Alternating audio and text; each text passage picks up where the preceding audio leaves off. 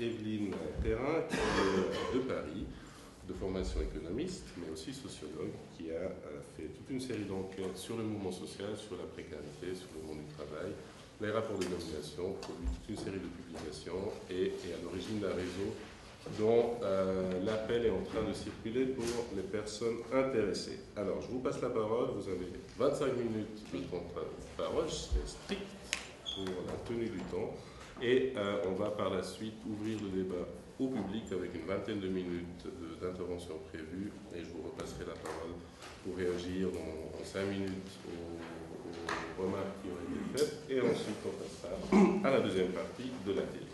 Voilà, merci. La parole est à vous. Merci, bonjour. Donc effectivement, je suis plutôt une militante qu'une chercheuse, engagée dans le mouvement des chômeurs en France depuis 1993-94, puis dans le mouvement des précaires. Et puis, je suis rentrée dans beaucoup de comités de soutien à des luttes, des comités de soutien qui avaient la caractéristique de durer jusqu'à ce qu'on obtienne ce qu'on voulait. Et chaque fois, on l'a obtenu au bout des fois d'1 an, 2 ans de lutte, sur des luttes particulières, dans l'hôtellerie, dans la restauration rapide. Et après, tous les amis que j'avais eus dans ces comités de soutien à des luttes, je me suis aperçue qu'ils souffraient beaucoup dans leur travail, où ils se faisaient licencier quand ils ouvraient leur bouche, ou alors leur travail devenait tellement, avec à la fois domination intense et puis perte de sens, qu'ils faisaient des burn-out ou des tentatives de suicide. Et donc j'ai créé il y a 1 an un réseau qui s'appelle le réseau Stop Stress Management. Et malheureusement, ce n'est pas là-dessus que je vais circuler un appel, parce que j'ai oublié d'apporter les appels du réseau. Alors, mon exposé va être en 4 points. Premièrement, comment le capitalisme exerce sur nous des formes de domination très variées, mais qui passent beaucoup par le travail. Deuxièmement, cette souffrance au travail, expliquer d'où elle vient et comment les résistances collectives sont détruites systématiquement par les nouvelles méthodes de management. Troisièmement, à partir de quand il y a la révolte, il y a la lutte, et que peut apporter la parole collective, et c'est-à-dire recréer du collectif à tout prix. Et à la fin, en dernier point, je parlerai de ce réseau qui n'est qu'un outil parmi d'autres de résistance et de lutte contre les nouvelles méthodes de management qui s'appelle Stop Stress Management. Donc aujourd'hui, je ne vais pas m'étendre trop longtemps, le capital exerce sur nous de multiples formes de domination, mais le travail est un lieu central de cette domination.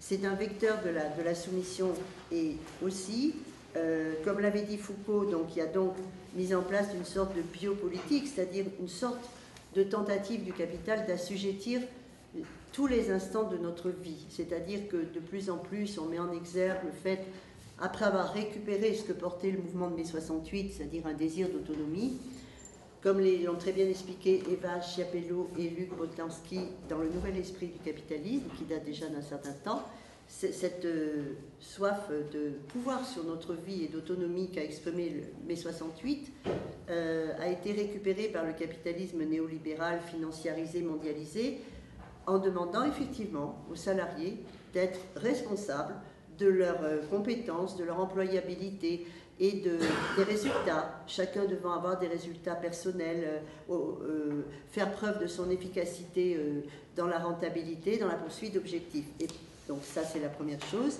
Et en plus, nous avons vu une transformation assez radicale du capitalisme qui, en France ou dans certains pays occidentaux, après la guerre, il y avait un État social, il y avait une certaine reconnaissance du pouvoir syndical, et des négociations pouvaient permettre de ménager un petit espace, pas forcément de liberté dans le travail. La chaîne, les ouvrières à la chaîne qui faisaient grève en mai 68 n'étaient pas du tout libres dans leur travail, mais il y avait des compensations de l'État social, négociations sur des augmentations de salaire, etc. Cet État social, on a bien vu que depuis 20-30 ans, il est cassé systématiquement, progressivement, par des gouvernements de droite, pas tellement rétablis par des gouvernements de gauche, ce que l'on voit en France actuellement, et que donc, même depuis 20-30 ans, l'arrivée en France des pays anglo-saxons, des nouvelles méthodes de management, s'est faite d'abord, bien sûr, dans le privé, dans les grandes entreprises privées, puis après elle a inondé les sous-traitants, les PME, puis après elle s'est faite dans le secteur public. Et au fur et à mesure d'ailleurs que des morceaux entiers du secteur public étaient privatisés, comme France Télécom, La Poste, c'est en train, et voilà. Moi, j'ai travaillé longtemps dans un ministère de l'Équipement, on a bien vu la mise en place de la révision générale des politiques publiques, c'est-à-dire chacun doit avoir des objectifs, etc. Donc ces nouvelles méthodes de management se sont répandues partout. Mais parallèlement à ça, je dirais rapidement qu'on est quand même dans une sorte de crise de civilisation que reconnaissent beaucoup de chercheurs et de philosophes, notamment Michel Foucault déjà avait dit, quand le pouvoir s'occupe de la vie elle-même devient résistance. Mais je vous signale aussi deux magnifiques livres. Miguel Benassayag et Angélique Delray ont sorti l'année dernière de l'engagement dans une époque obscure, où ils décrivent comment il est très difficile aujourd'hui de résister, il faut inventer de nouveaux registres de résistance. Et je signale aussi un des livres de Bernard Aspe, A-S-P-E, Les mots et les actes, qui nous dit qu'on est un peu comme l'ours sur la banquise en train de fondre, le dos au mur, qu'on n'a plus tellement le choix, on sait qu'on va dans le gouffre, hein, dans le précipice, mais qu'on n'a pas les clés, et n'empêche qu'il faut se battre, peut-être on aura perdu, mais au moins on se sera battu. Donc cette crise de civilisation, elle fait partie aussi du contexte, de cet assujettissement qu'on impose aux salariés pour le néolibéralisme, qui bien sûr, lui, est très organisé, avec les multinationales, les lobbies, l'imbrication des gouvernements et des multinationales. Eh bien, la société n'existe pas, il n'y a que des individus. Toute forme organisée est suspecte. La communauté, c'est le pire, hein. Les organisations syndicales sont tolérées à condition qu'elles co-gèrent, mais il n'y a pas de limite à cette invasion de la logique capitaliste. Tout est possible, on délocalise, il y a les OGM, il y a les flux déterritorialisés de marchandises, de capitaux, et donc il ne faut pas que ça résiste. Or, ce type de schéma où le néolibéralisme ne supporte plus de forme organisée fait appel de façon incantatoire depuis mai 68, l'individu, et donc même dans la gestion des chômeurs, un chômeur aujourd'hui, mais c'est à lui de gérer son chômage, c'est à lui de gérer son employabilité. S'il ne trouve pas de boulot, c'est sa faute. Et donc il y a toute cette culpabilisation qui est intériorisée par les salariés, qu'ils soient en poste ou au chômage, et face à cela, ces philosophes aussi, Joseph Raffanel, qui a écrit un très beau livre, En finir avec le capitalisme thérapeutique, qui explique que la communauté peut être une ressource parmi d'autres, c'est-à-dire il nous faut recréer du collectif. Essayez, comme le propose un chercheur dont je n'ai pas réussi à noter le nom, Peter Roterdijk, un système immunitaire social, recréer des modes d'organisation. Et donc, moi j'ai été frappée d'être entourée de collègues qui, après avoir soutenu des luttes ailleurs, étaient eux-mêmes victimes dans leur travail de telles méthodes de management qu'ils craquaient, ils faisaient des burn-out, parfois 8 mois au fond de leur lit, proche du suicide, et après ils découvraient des endroits où on pouvait rebâtir une parole collective, souvent à l'extérieur de l'entreprise d'abord, parce qu'un salarié qui a fait un burn-out ou qui a une procédure de licenciement, parce qu'il a dénoncé des méthodes de management comme chez IBM, où ils inventent tous les jours de nouveaux systèmes informatiques pour rendre les salariés fous. Eh bien, une amie travaillant à IBM qui fait une lettre à sa direction pour dire, vous voyez bien que ces méthodes informatiques, ces logiciels, tout ça ne marche pas. Ça permettra après de justifier qu'on est incapable et qu'il faut délocaliser en Chine. Eh bien, elle se fait mettre à pied immédiatement son salaire, licenciée pour faute grave. Quelle faute grave? Abus de liberté d'expression. Elle n'est toujours pas réintégrée. Quand on a commencé à faire des tracts devant IBM, ses amis lui avaient tous tourné le dos. Ah, si elle est licenciée pour faute grave, c'est qu'elle a fait quelque chose de grave. Donc elle était pestiférée. Ils ne voulaient plus parler avec elle. Pendant plusieurs semaines, on a distribué des tracts en bas de son boulot et aussi au siège d'IBM. Au bout d'un mois, les salariés ont commencé à regarder aux fenêtres, puis ils sont descendus, parler entre eux, ce qu'ils ne faisaient plus, parler avec elle, parler avec nous. Et là commence à se construire une résistance. Et ce que dit aussi, par exemple, un très beau livre que je vous conseille de Frédéric Lordon, Capitalisme, désir et servitude, Marx et Spinoza, où il montre comment les salariés sont assujettis avec leur consentement, parce qu'on leur dit tellement qu'ils sont auteurs du succès de l'entreprise, la bonne gouvernance, etc.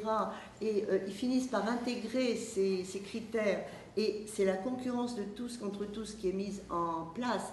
La destruction systématique des collectifs de travail qui était si importante pour générer des luttes et des résistances.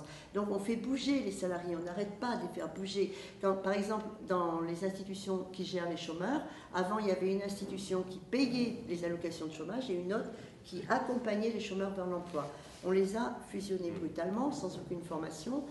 Les gens qui travaillent là-dedans maintenant sont censés calculer les allocations de chômage alors qu'ils n'ont pas été formés à ça, tout en recevant des chômeurs qu'il faut accompagner vers l'emploi. Mais maintenant, en 10 minutes, hein, attention, il y a l'ordinateur qui affiche « Non, non, vous avez passé 15 minutes avec ce chômeur, ça suffit. Il doit être déjà affecté, ce chômeur, dans une case. » Ça, Frédéric Lordon décrit que les salariés jouent le jeu un certain temps, parce qu'ils ont l'impression qu'ils ne peuvent pas résister. Donc ils jouent le jeu, et dans ce jeu, comme le décrit très bien Frédéric Lordon, le harcelé, par le haut, est aussi harceleur de ceux qui sont en dessous. C'est-à-dire que c'est une cascade de domination. Ça rend les gens très malades. Hein. Alors, en général, ils gèrent ça individuellement, ils prennent des tranquillisants, ils se divorcent, enfin bon. Par contre, là où c'est assez intéressant, alors il y a les burn-out, il y a les suicides, les tentatives de suicide, je ne vous dirai pas le nombre, tout le monde est au courant, il y en a partout, de plus en plus. Ça se substitue à la grève, quoi. C'est le suicide, c'est dramatique. Et il y a un moment où, eh bien, on ne sait pas quand, ça éclate. C'est-à-dire que c'est très bien dit quelque part, c'est-à-dire qu'il y a un moment qui n'est pas prévisible, où on n'en peut plus et on lâche tout, on rentre dans la révolte, on rentre dans la résistance. C'est imprévisible et justement c'est ça qui est intéressant, c'est que voilà, la réaction peut prendre des formes diverses, l'exil, le retrait, le burn-out, la dépression, le refuge pour se reconstruire plus ou moins difficilement, lentement, le suicide, envisagé comme dernier recours quand le salarié a perdu tout espoir dans la résistance collective et dans ses collègues, et c'est ça qu'il faut à tout prix éviter. Et la révolte est imprévisible, improbable, c'est quand le sujet dit non. Lorsqu'il a le sentiment qu'il ne peut pas encaisser plus, se plier plus, aller plus loin, alors il relève la tête, il affronte son ennemi, quelles que soient pour lui les conséquences. En général, il se fait licencier. Hein. Il se jette dans le vide, il prend le risque, et tout l'enjeu, ça consiste à recréer du collectif, pour qu'il ne reste pas seul, qu'il ne reste pas fragilisé, qu'il ne soit pas le bouc émissaire désigné. Et donc, il faut pouvoir retrouver la puissance d'agir. La puissance d'agir. Dans une grève, si c'est une vraie grève, vous avez cette puissance d'agir qui réenchante le monde, c'est-à-dire que c'est fantastique de voir à quelle vitesse des salariés qui entrent vraiment en lutte, vraiment en grève, se retrouvent emplis de joie. Ils quittent le régime de la résignation, de la peur, de la tristesse, et ils retrouvent une fierté, ils réenchantent le monde. Et ça, c'est très bien décrit par un magnifique livre, Thèse sur le concept de grève, paru à Rennes en 2011 par l'Institut de démobilisation, qui décrit ce que produit une vraie grève.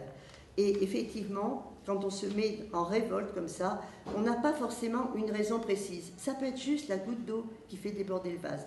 On n'a même peut-être pas de raison apparente, mais c'est qu'on n'en peut plus. Et justement, donc c'est ça qu'il faut absolument recréer, c'est du collectif, des outils de lutte pour justement organiser, prévenir, empêcher à tout prix que le salarié acculé en vienne à l'exit, au burn-out, au suicide, s'organiser avant, recréer à tout prix des collectifs de travail. Alors, il y a bien sûr, vous avez vu, une explosion, des livres, des colloques sur la souffrance au travail. Là, des tonnes. Bon. Nous, on s'est dit, c'est-à-dire nous, des syndicalistes essentiellement et des chercheurs, on s'est dit, il faut que dans n'importe quelle entreprise, même si on n'est pas syndiqué, même si c'est une petite entreprise, on puisse savoir comment se défendre. Certes, les syndicats ont commencé à bouger sur la question de la souffrance au travail. Beaucoup de difficultés.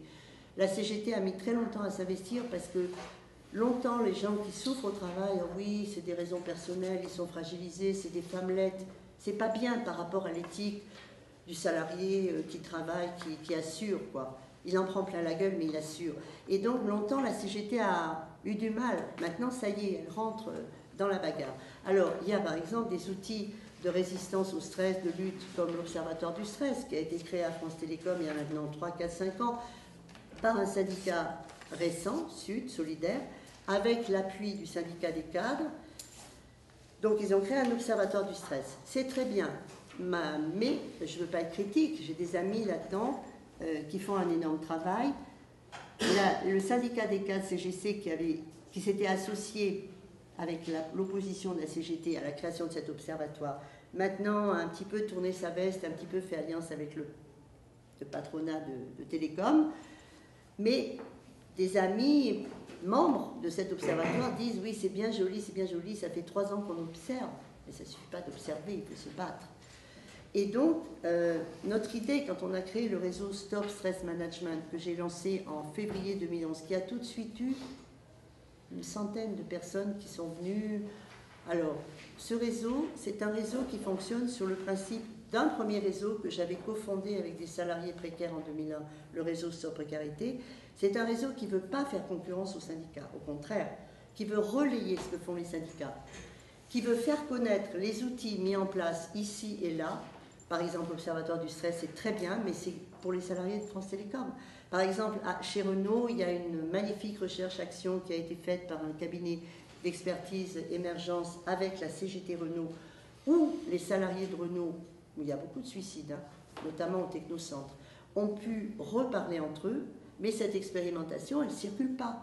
Donc l'idée de notre réseau, Stop Stress Management, c'est utiliser les outils qui existent, qui ne soient pas appropriés dans une entreprise par un syndicat qui circule, y compris pour les gens dans les PME, pour les gens non syndiqués, et aussi, s'il n'y a pas assez d'outils, en créer. Parce que nous, notre doctrine, c'est les entreprises s'attaquent à notre santé. Or, quand on vend son travail, on n'est pas obligé de vendre sa santé. C'est la notion d'habeas corpus qui a été amenée par un des participants les plus actifs de ce réseau, qui est Christian Seldran, membre de la commission santé d'Attaque, et membre du conseil scientifique d'Attaque comme moi d'ailleurs, et qui a été très longtemps dans les cabinets ministériels en charge de la santé ou à la tête d'hôpitaux. Christian Seldran donc dit, il y a une notion d'habeas corpus. Oui, d'accord, on vend sa force de travail. On vend sa force de travail. On ne vend pas sa santé, c'est-à-dire on ne vend pas avec sa force de travail l'autorisation du patron de bousiller votre force de travail. Vous voyez ce que je veux dire? Donc ça, c'est notre ambition dans le réseau, c'est justement que les salariés reparlent entre eux, qui recréent du collectif, qui voient tel ou tel outil de résistance qui a été créé à droite à gauche, qui puissent se l'approprier. Et puis notre deuxième objectif, bien sûr, c'est d'attaquer. Et oui, les entreprises nous attaquent. Eh bien oui, on ne va pas pleurer, on ne va pas se suicider, on va les attaquer. Alors, qu'est-ce qu'on va faire pour les attaquer? On va faire des campagnes médiatiques pour les dénoncer. Ça fait très mal, les campagnes médiatiques. Les entreprises n'aiment pas du tout. Quand on a fait pendant 2 ans au moins des grandes campagnes médiatiques contre McDo, les salariés de McDo ont gagné. Quand on a fait des grandes campagnes médiatiques pendant 2 ans et demi contre Accor, le groupe hôtelier qui rachète tous les hôtels dans le monde entier et qui utilise les femmes de ménage africaines en leur interdisant de manger toute la journée, en ne payant pas leurs heures correctement, eh bien, on a fait une campagne médiatique, pas dans le cadre de ce réseau, mais dans un collectif de soutien, indépendant de toute organisation syndicale et politique. Eh bien, elles ont gagné leur grève.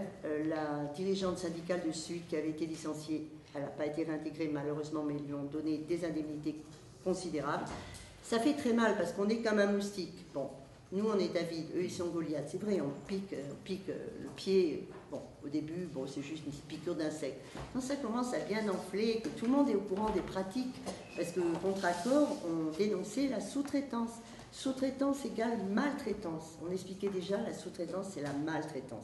C'est-à-dire une dégradation des conditions de travail avec beaucoup de souffrance à la clé, de stress, etc. Eh bien, on a gagné. Donc, il suffit de tenir. Alors, nous, on va faire des campagnes médiatiques. On va faire aussi des guides. On a 2 guides en tête. Il y en a un qui est en cours d'avancement, expliquant aux salariés comment se défendre en cas de ces nouvelles méthodes de management qui les infantilisent, qui les culpabilisent individuellement. Donc un guide pour expliquer comment se défendre, c'est un guide SOS, premier secours, salarié harcelé. Et on va faire un deuxième guide, le guide du parfait manager harceleur. C'est-à-dire, on va demander au DRH, expliquez-nous ce qu'on vous apprend, tous les ans de nouvelles méthodes plus raffinées, y compris accuser à tort des salariés de choses qu'ils n'ont pas faites. Ça marche aussi, leur faire des faux procès avec l'appui de quelques collègues qui sont prêts à ça pour des avantages divers et variés.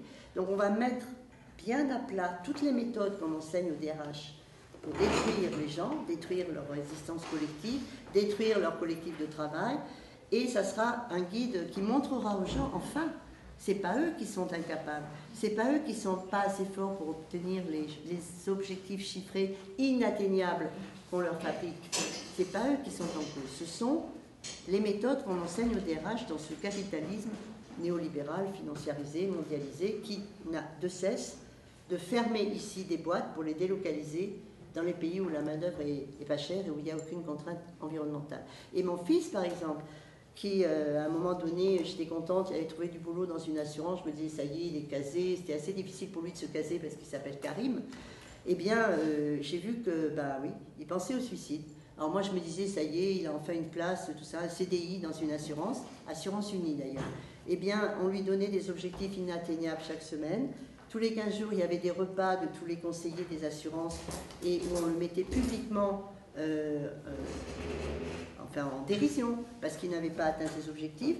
Or, il tenait une agence tout seul qu'il ouvrait le matin, qui fermait le soir. Et donc, il faisait son boulot correctement.